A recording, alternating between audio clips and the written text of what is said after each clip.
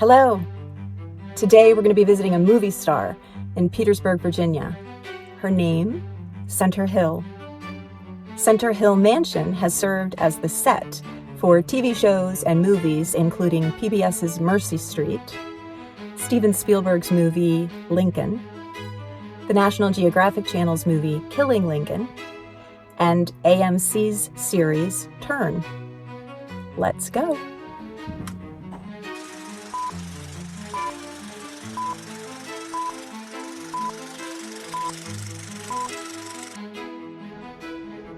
Rising above Old Town Petersburg, Center Hill Mansion was constructed in 1823 for Robert Bawling IV, who had amassed a fortune in Petersburg real estate, tobacco inspections, and industry.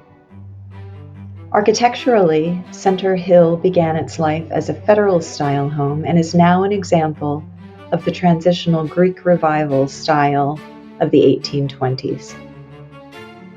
In 1839, Bawling's son, Robert Buckner Bawling, changed the home's simple Federal-style exterior to Greek Revival with the construction of porches and Ionic columns.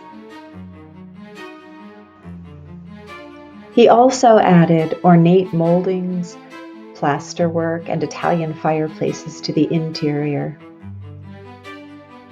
The original 5-bay house was enlarged in 1850 by the 2-bay East Wing. A very cool feature of this house is the service tunnel that was built underneath the house and runs from the basement to Henry Street in Petersburg, and its function was to bring food and other supplies into the house more efficiently. During its first decades, Center Hill served as both a private residence and a stage for Petersburg's social and political life.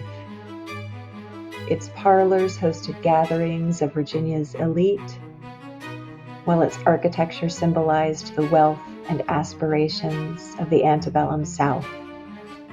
3 presidents have visited the house: John Tyler, Abraham Lincoln, and William Howard Taft. In fact, Abraham Lincoln spoke to Union soldiers occupying the mansion during a trip to Petersburg in April 1865, just days before his assassination.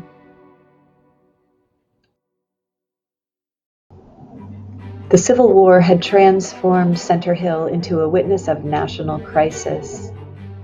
Situated near the heart of the siege of Petersburg, the house was occupied by Union officers and bore silent testimony to the hardships endured by the city.